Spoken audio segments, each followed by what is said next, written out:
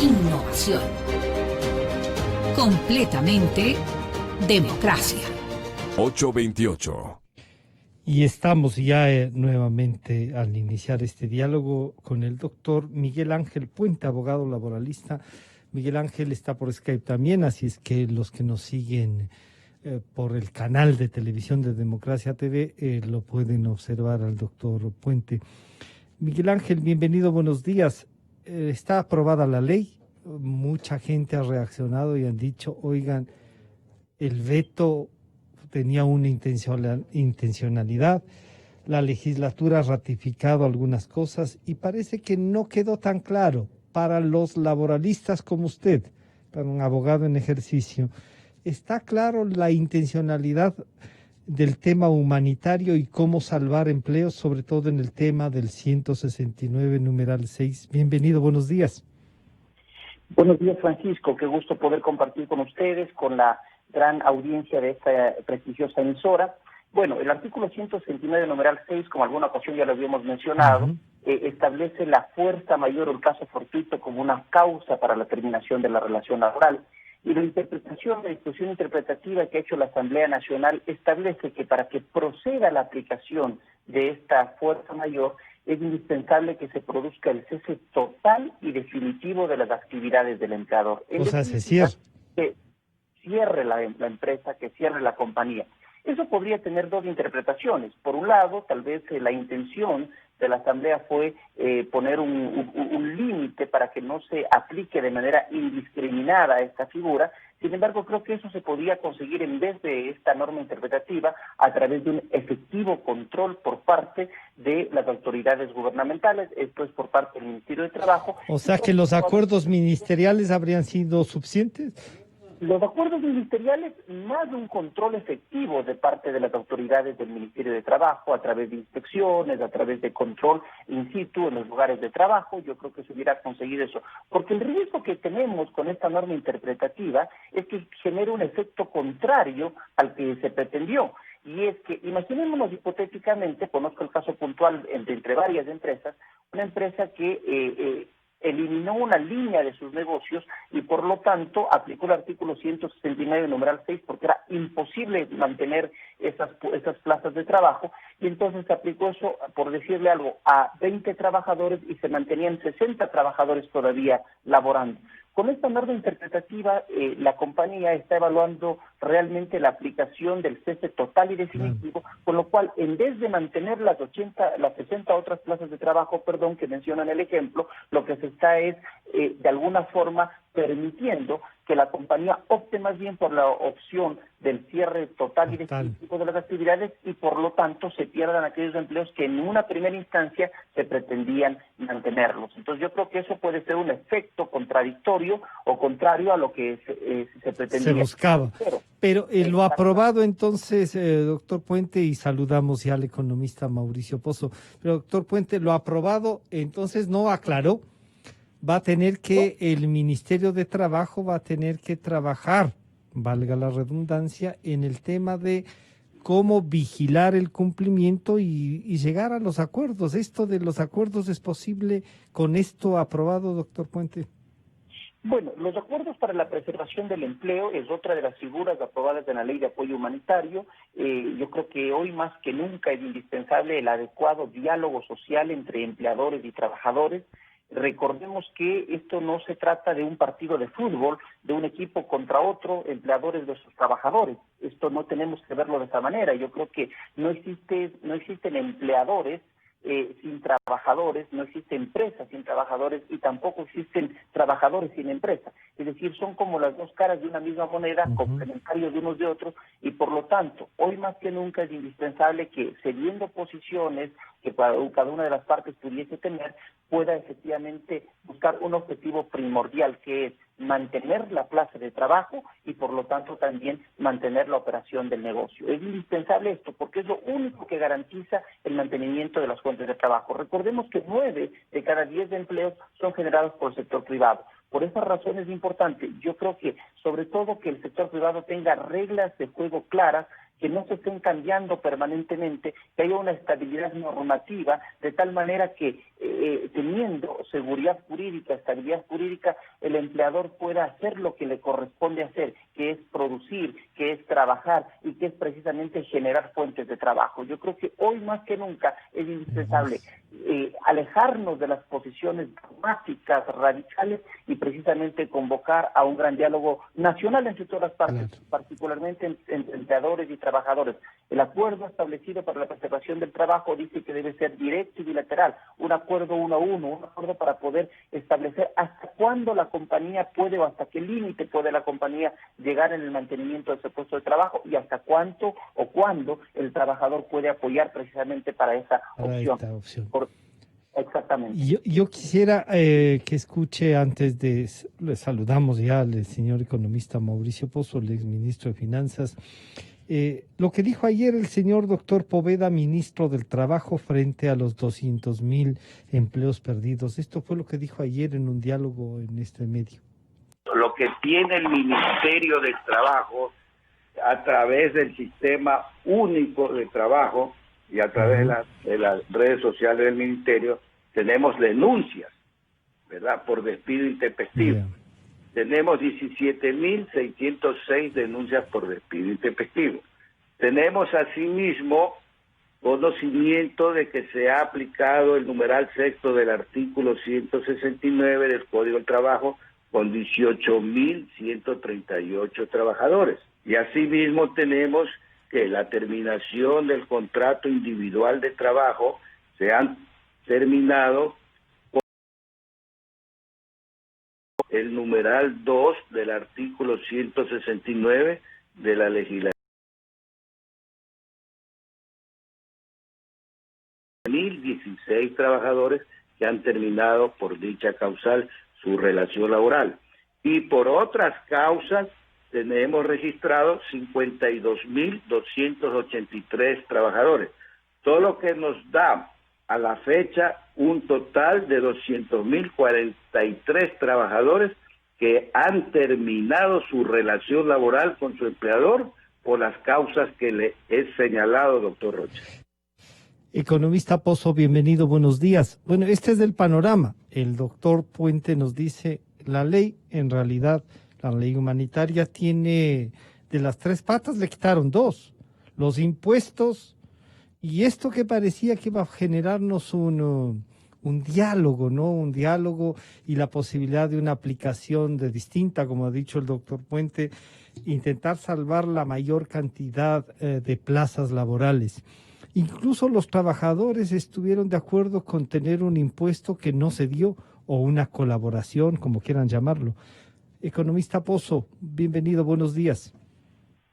Buenos días, Francisco, gracias por la entrevista, saludando al doctor Puente y a todos. Francisco, el día de ayer recibí una información que todavía no es oficial de la estimación del Fondo Monetario sobre el crecimiento económico de este año. Y parece ser que esta tasa va a ser de el menos 11%. Menos 11. Sí, así es. Superó incluso a la del Banco Central que decían que no.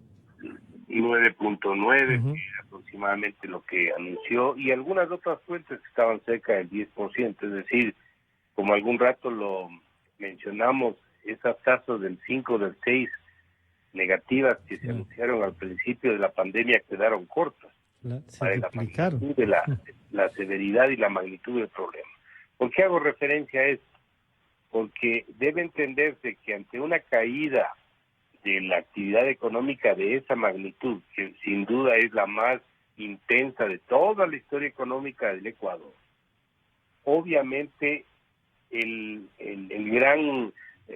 la gran secuela, el gran impacto de esto en términos de empleo. Y por esa razón era necesario algún tipo de normativa que permita aminorar el impacto de la crisis en términos de empleo. El empleo y el contraparte, que es el desempleo y el subempleo, se producen en cualquier economía por dos razones fundamentales. Son las únicas, pero por dos grandes razones. En primer lugar, porque las formas, los mecanismos de contratación no son los adecuados. Una legislación obsoleta y caduca como es la que hemos tenido en el Ecuador, con costos excesivamente altos en todos los órdenes, costos de despido, costos de contratación, jubilaciones patronales, temas de imposibilidad de pagar por horas, solamente un tipo de contrato o dos, es decir, un esquema muy poco moderno que no se adapta a las circunstancias. Entonces ese es un primer elemento. Y el otro elemento es una baja a la demanda, es decir, puede ser que el costo de la mano de obra, por decirlo, sea adecuado y la legislación sea adecuada, pero la demanda no existe. Entonces las empresas, a pesar de que no tienen un costo laboral mayor, simplemente no contratan porque no van a poder vender. Realmente el Ecuador está adoleciendo de los dos problemas, es decir, una economía en recesión, que es lo que acabo de citar al principio, y un problema de la normativa que no se adaptaba a lo que estamos viviendo en el segundo sentido. Dicho esto, se aprueba esta ley humanitaria con un antecedente que realmente no existe. No hay un manual, un instructivo que se diga una economía que va a caer al 10%, que tenga un problema sanitario y esto, aplique esto de esta forma. Eso no existe. Es decir, esto es una suerte de prueba-error. Y se anuncia y se aprueba una ley con un espíritu que lo que hacía era tratar de precautelar que el menor número de empresas quiebren y el menor número de personas pierdan su empleo. Este es el espíritu sobre el cual está asentada la ley humanitaria. Y para ello se utilizó un instrumento que se denominó el acuerdo entre las partes para poder, entre empleadores, empleados, arrendatarios, arrendadores, prestamistas, prestatarios, llegar a un convenio que sea de mutuo beneficio, precisamente para el objetivo que acabo de citar. ¿Qué es lo que ocurre? Viene la aprobación y se dice en la parte, a mi criterio, esencial de la norma, que para poder aplicar el principio de fuerza mayor, las empresas deben cerrar sus operaciones. Lo cual me parece una barbaridad, Francisco. Es una barbaridad porque ¿cómo usted va a precautelar el empleo si le está de alguna manera obligando a cerrar operaciones? Si precisamente el objetivo es diferente, el objetivo es que si hay que sacrificar... Reducción de una parte para sostener la mayoría, ¿no? Como ha dicho el doctor Puente también. Pero por supuesto, para mantener la empresa operativa, inclusive para que se pueda recuperar después y hasta pueda recontratar a los mismos que en este momento están tomando la decisión de separarlos. Entonces, me parece que o no se entendió cuál era el principio, o si se lo entendió, aquí solo se está pensando en algún objetivo electoral próximo. Pero me parece que se destruye un concepto fundamental, que es que el menor impacto produzca la crisis que está viviendo el país. Así que por el momento le diría, ese es mi principal objetivo. Observación y que le hace a lo aprobado, ¿no? Preocupación porque realmente me parece que esto da pauta para muchas cosas, es más, hasta donde entiendo. Y traerá más problemas en la relación empresa-laboral. Claro, no, además parece que hay una suerte de retroactividad en la norma. Entonces, ¿qué pasa con aquellas empresas que optaron por la aplicación del 100?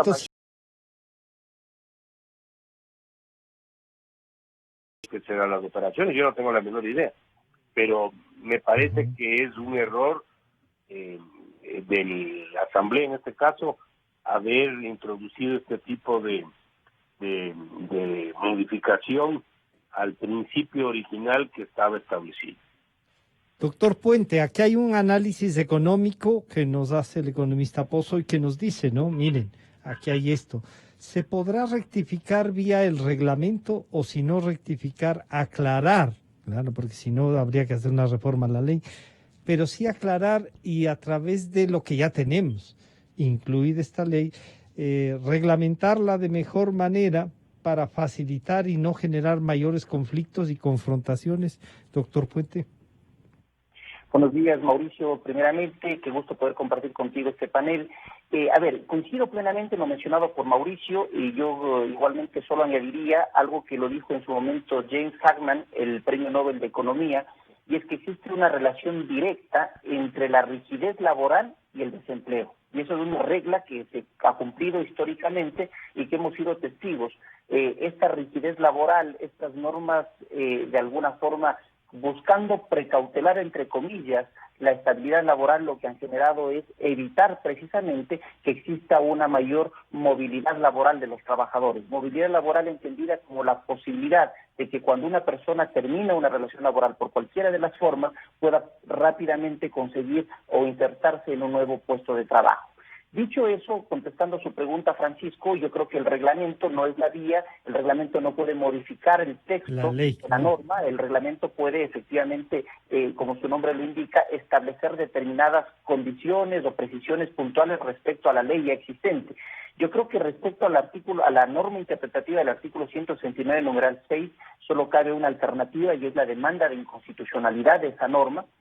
Y también he visto a través de determinadas opiniones de sectores empresariales que estarían presentando en las próximas horas una demanda de inconstitucionalidad, porque realmente debemos entender que el objetivo nacional en estos momentos complejos es mantener la empresa. La quiebra de una empresa es el peor de los escenarios, lo he dicho anteriormente. En la quiebra de la empresa pierden los trabajadores su fuente de trabajo, pierden los acreedores su fuente de repago, pierde el inversionista o accionista su inversión y pierde el mismo Estado porque va a perder un contribuyente. Miguel Ángel, ¿cuál sería la base para pedir este tratamiento de inconstitucionalidad, para acudir a la Corte Constitucional y decir, oiga, lo que acaban de aprobar es inconstitucional porque viniendo como vino de un proyecto de ley del Ejecutivo, se ha distorsionado y choca con el espíritu que fue planteado? Hay varias razones, yo creo que unas de forma y otras de fondo. La forma es porque se ha cuestionado respecto a la facultad o al procedimiento, legislativo que ha adoptado la Asamblea para expedir esta norma interpretativa. De acuerdo a la Constitución, la Asamblea Nacional le corresponde la interpretación de normas, pero siguiendo un trámite establecido y no a través de un proyecto de ley. Viene de un proyecto de ley presentado por el Ejecutivo con el carácter de económico urgente. Entonces, ese es un primer problema de forma respecto a la norma interpretativa. Y en los temas de fondo existe, yo pienso desde mi punto de vista, una clara violación al principio constitucional de seguridad jurídica. Esto atenta a la seguridad jurídica, por lo que mencionaba justamente Mauricio hace un momento. ¿Qué pasa con aquellos que ya aplicaron? Que de acuerdo a la ley, ojo, no buscando hacer algo ilegal, sino que de acuerdo a la ley, porque las circunstancias lo establecían, porque se configuraban los elementos que jurisprudencialmente se establecen necesarios para la aplicación de la fuerza mayor, lo aplicaron. Y en este momento, al tratarse de una norma interpretativa, es correcto lo que también menciona Mauricio en el sentido de que esta tiene un efecto retroactivo. La regla general es que las disposiciones legales no tienen un efecto retroactivo, salvo las normas de carácter interpretativo. Entonces, aquel empleador que buscando salvar, como puse en el ejemplo anteriormente, a la mayor cantidad de empleos, aplicó porque eliminó determinadas líneas de negocio y aplicó la fuerza mayor a un reducido número de trabajadores, hoy se encuentra con una norma que le dice, no, como usted quiere seguir esforzándose, quiere seguir invirtiendo, quiere seguir manteniendo la empresa, no señor, usted tiene que indemnizarles a esas personas porque aplicó indebidamente. ¿Por qué razón? Eso afecta naturalmente y la única opción que la norma interpretativa le da es, si usted quiere mantener esa aplicación del artículo 169, entonces cierre el negocio, cierre la empresa. Y esto también genera otro trata de manera clara y precisa que en caso de cierre del negocio procede el pago de las liquidaciones por despido intempestivo. Entonces, esta norma interpretativa, por todos los lados, afecta al principio de seguridad jurídica y por lo tanto creo que el mecanismo para poder corregir este error de la legislatura es precisamente una demanda de inconstitucionalidad a esta norma.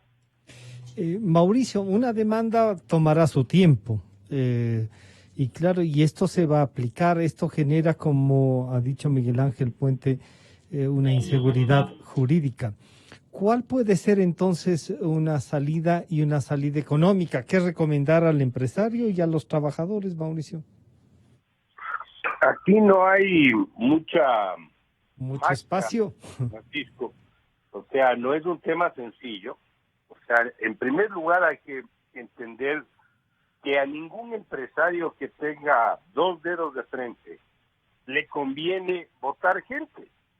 A un empresario que quiere seguir produciendo, quiere seguir teniendo una cierta rentabilidad, le conviene que haya estabilidad laboral, le conviene que la gente se sienta adecuadamente en su trabajo, es decir, que hay un buen ambiente en la empresa, y por lo tanto no me parece a mí que es correcto creer que porque ha habido la normativa esta por la situación, los empresarios van indiscriminadamente a entrar a retirar personal o a despedir personas, y creo que ese también ha sido algún argumento que se ha utilizado para haber tenido la respuesta que tuvo en la Asamblea Nacional.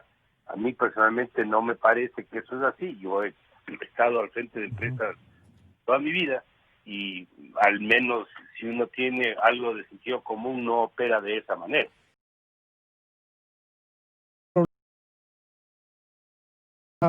Por eso decía, estaban pensando más en los votos que en otra cosa.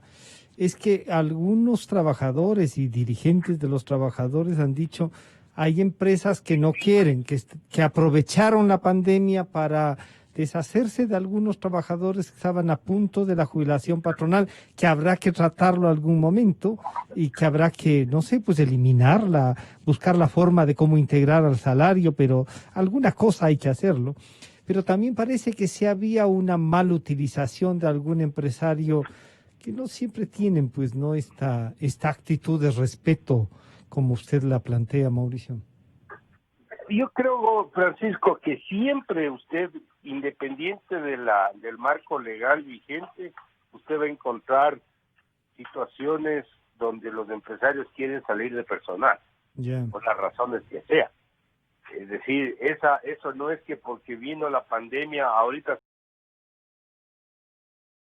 Yo creo que eso siempre está presente y los malos empresarios que también existen actuarán al margen de la ley o al filo de la navaja, como se dice, independiente de cuál sea la normativa que esté aplicando. Es decir, no creo que sea por esta razón el que estén haciendo esto, sino que siempre se va a presentar situaciones y ahí las autoridades tendrán que actuar como deben actuar. Siempre hay excepciones, como se dice, ¿no? Claro, así es. Eso siempre va a ocurrir. Pero a lo que voy es que... a lo normal, a lo que se hace. Claro, para responder la pregunta, yo creo que en la medida en que el gobierno pueda encontrar mecanismos, yo diría, más rápidos de financiamiento a las empresas que están en una situación complicada, a través de las líneas de crédito con fondeos del exterior, existen algunos anuncios que se han dado, en la medida que eso se agilite, el impacto en actividad económica y en empleo va a ser menor. Es decir, ojalá esto se dé, porque si algo está aconteciendo ahora es que muchas empresas, como en general ocurre, quiebran no porque tengan problemas de solvencia, sino porque no tienen liquidez. Cuando usted no tiene recursos, es decir, no tiene la plata para pagar la nómina, en un mes y se sobregira y el próximo mes no vende y no puede cubrir el sobregiro, llega un momento en que se le subió el nivel del agua por encima de lo que podía y terminó quebrando. Entonces, eso es lo que está ocurriendo. Imagínense lo que es una contracción económica del 10 o del 11% este año, donde las empresas han estado, muchas de ellas, paralizadas durante algunos meses. La industria del entretenimiento, el turismo, los hoteles, los restaurantes. Eso sí están paralizados. Claro, imagínense eso, cómo hacen, o sea, cómo pagan. No es un tema de querer o no querer, es un tema de capacidad. De poder. Claro, entonces, ante una situación así, obviamente hay que buscar que el Estado haga su trabajo como digo, estas líneas de emergentes que ojalá se puedan dar, periodos periodos de gracia, el sistema financiero que no atenten obviamente contra la sanidad del sector, pero de alguna manera ayuden a solventar el problema y luchar por que se enderece de alguna forma esta normativa que acaba de ser aprobada. Y no soy abogado, pero de acuerdo a lo que entiendo, esto tendrá que discutirse a nivel de la Corte Constitucional, nos ha planteado, ¿no? Sí. Porque no hay otra instancia que pueda discernir sobre esta situación. Pero esa es un poco la figura como está. Y además yo quisiera añadirle algo más. Es verdad que el país necesita una normativa especial por el momento que tiene y que está viviendo. Pero antes de la pandemia ya había un problema. Claro. Cuando se inició la dolarización, la aplicación del régimen actual en el año 2000, hace 20 años, ya era necesario una normativa que de alguna manera le dé mucho más modernidad, para no hablar de flexibilidad, al sector laboral. Eso ya se debió haber hecho. ¿Y por qué hago esta referencia? Porque si bien es cierto, se está dando alguna normativa temporal por 1 año, por 2 años, a mí me parece que tenemos que caminar a un cambio ya. ¿Una reforma global del código? Y le voy a decir algo adicional. Sí, Francisco, porque no es que en 2 años usted va a recuperar los niveles de producción del periodo pre-pandemia. Pues.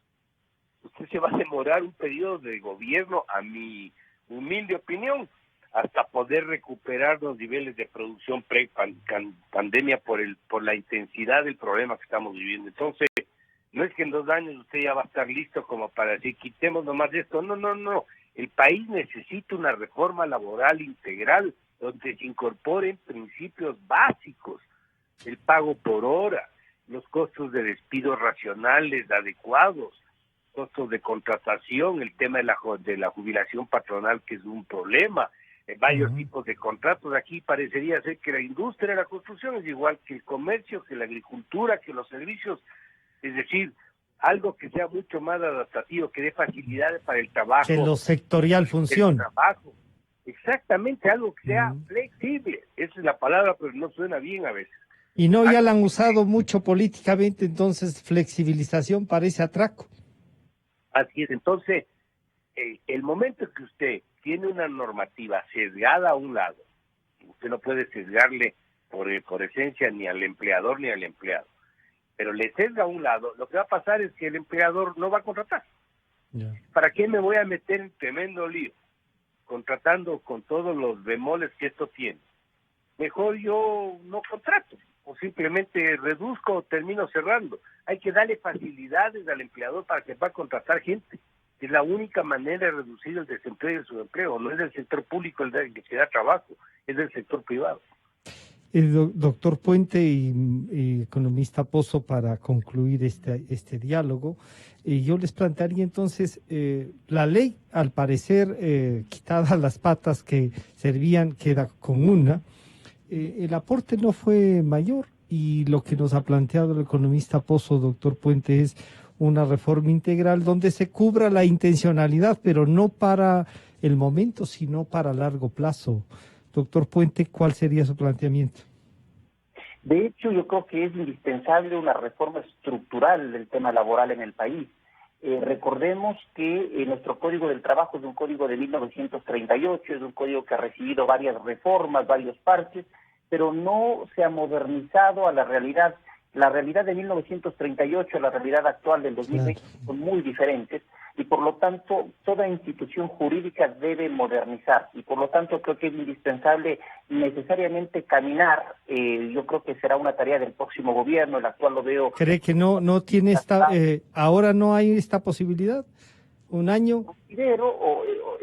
Esperaría que sí, desearía que sí, pero la realidad es que posiblemente el desgaste político, la campaña atraviesa el gobierno electoral, es un año electoral, nadie va a querer tomar decisiones que son necesarias pero que no son populares, y por lo tanto posiblemente los bloques legislativos estén más pensando en las próximas elecciones. Por lo tanto, creería yo que en la práctica será el próximo gobierno el que pueda impulsar en su primer año de mandato una reforma estructural al tema laboral. Hoy la ley de apoyo humanitario es un tema coyuntural, pero efectivamente necesitamos modernizar la legislación laboral. Y uno de los temas posiblemente rescatables también de la ley de apoyo humanitario busca es de alguna manera ser un salvavidas en esta situación coyuntural de crisis del COVID, es precisamente el concurso preventivo excepcional. Yo creo que esta es una figura que cabe la pena mencionar. Un concurso preventivo es un proceso de negociación entre el deudor y sus acreedores con el objetivo precisamente de firmar un acuerdo, un concordato que permita evitar justamente la quiebra de la empresa. La conflictividad, los problemas que tiene la empresa, una son con los trabajadores, el tema laboral, el costo laboral, pero otra es con el financiamiento, claro. Con los arrendadores, con los acreedores financieros, con los proveedores de materia prima, con los mismos deudores que han comprado los bienes o servicios de la empresa. Es decir, es necesario una reestructuración integral. Y esta reestructuración puede establecer, por ejemplo, alternativas como la capitalización de las acreencias, como el otorgamiento de mayores plazos, como el otorgamiento de periodos de gracia, como el otorgamiento o la condonación de determinados rubros de interés o capital. Y entonces es importante que, si bien es cierto, nuestra legislación tenía ya una ley de concurso preventivo desde el año 97, y precisamente en el año 99, coincidiendo con la crisis del sistema financiero, es cuando más procesos concursales se vivieron, tuve la oportunidad de participar en varios de ellos, y entonces creo firmemente que esta figura del concurso preventivo, hoy que se ha establecido la ley de apoyo humanitario, un concurso preventivo excepcional, permite precisamente abrir una puerta de protección para el deudor que puede estar en un momento determinado agobiado por las demandas, por las acciones de sus acreedores, y entonces llegar a una figura, como hemos visto por noticias igualmente periodísticas en Estados Unidos, existe algo similar que se llama el Chapter 11 de la Ley de Quiebras, el capítulo 11, y entonces vemos que empresas como aerolíneas, como LATAM, como Avianca, empresas de renta de autos como Hertz, se acaban de acoger al Chapter 11 precisamente en Estados Unidos. Entonces, creo que este es un mecanismo igualmente que puede ser una alternativa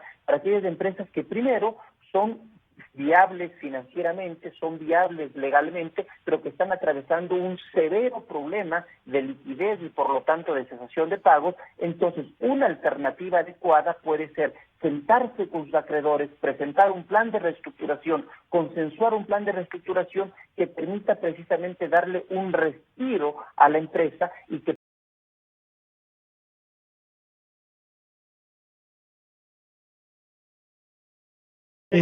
que se puede rescatar de la ley. Economista Pozo, esta parte que se puede rescatar un poco, pero que en el anterior diálogo a este que hemos mantenido con ustedes nos decían en la banca, bueno, eso lo estábamos haciendo sin necesidad de la ley, pero parece que este abre un mecanismo y se puede rescatar algo bueno de todo lo que fue podada en estos dos proyectos de ley, economista Pozo. Yo creo que esto que está acertadamente mencionando Miguel Ángel me parece que es algo que el país necesita sin duda, ¿no?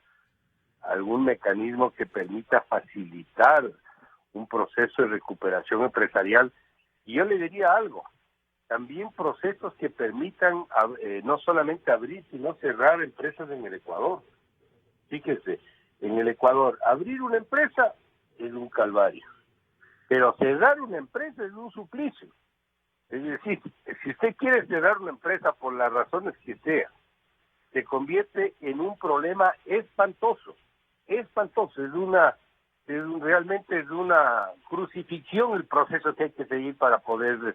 Entonces son temas que tienen que ir de alguna manera adaptándole al mundo moderno para que pueda funcionar mejor. Yo alguna vez ponía ejemplos, Francisco, una madre soltera que puede trabajar 2 horas, pagar a alguien para que le cuide el niño.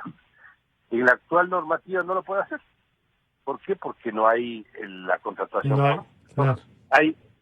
No hay un mecanismo que permita legalizar ese trabajo, que podría ser de beneficio mutuo. No estoy diciendo que no haya reconocimiento. Obviamente tiene que ser proporcional el reconocimiento de la afiliación a la seguridad social por las horas de trabajo, con todo lo que manda la propia ley. Pero tiene que darse algún tipo de facilidad para que haya el ánimo de contratar.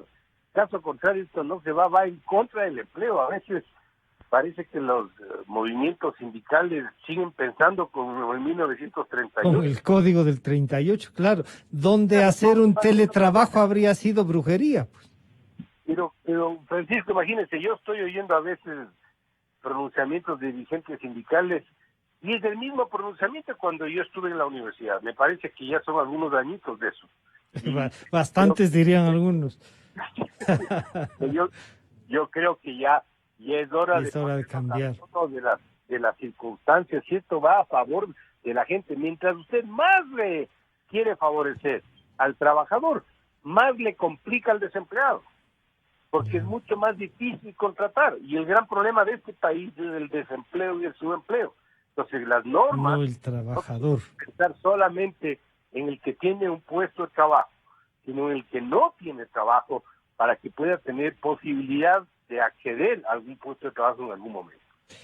Yo quiero agradecerle tanto al doctor Miguel Ángel Puente como al economista Mauricio Pozo y comprometerles, porque creo que hay que avanzar en esto y promover, ojalá en este mismo año, promover una reforma consensuada. Vamos a tener una rueda de prensa que va a realizar. Muchísimas gracias y saludos al doctor Miguel Ángel Puente y al economista Pozo. Terminamos este diálogo. Nosotros estamos esperando ya una conexión para el inicio de una rueda de prensa que dictará el doctor César Ricaurte, director de Fundamedios, donde se hablará sobre la veeduría de las frecuencias, ¿no? Este tema que venía siendo tratado, que ha tenido informe de la Contraloría, que fue utilizado muchas veces, que ha generado lo que a lo largo de esta mañana hemos discutido, que es el tema de la inseguridad jurídica, de cómo hacer una empresa, ¿no? A veces no se entiende lo que es hacer una empresa de comunicación y parecería que se nutren de cualquier cosa y claro, hay que dar un buen producto, hay que entregar un buen trabajo, hay que generar profesionalmente los temas, pero eso tiene costos y tiene también las posibilidades de inversión. ¿Cómo mantenemos esa inversión? ¿Cómo logramos que los nombres que se han construido durante muchos años se mantengan, puedan ser respetados, son parte del patrimonio que uno va construyendo a lo largo del tiempo, ¿no? Así es que apenas tengamos una respuesta, ya está llegando la gente, nos han dicho, a la sede de Fundamedios para la rueda de prensa de César Ricaurte. No sé si luego de este corte regresamos, ojalá ya se instale la rueda de prensa. Ya volvemos. Estamos aquí para acompañarte, ¿sí? Para no dejarte solo en medio de esta incertidumbre, de tanto miedo. Para protegerte de las noticias falsas que abundan y te enredan. Para informarte y compartir nuestra opinión. Estamos aquí también para entretenerte, sacarte una sonrisa.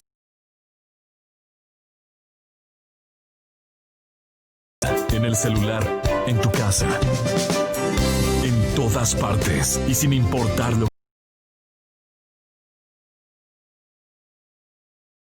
Desayunas mientras hojeas las redes, cuando sales de casa, cuando vas por la calle, cuando regresas y hasta que logras dormir. Estamos aquí para acompañarte. Hemos estado siempre.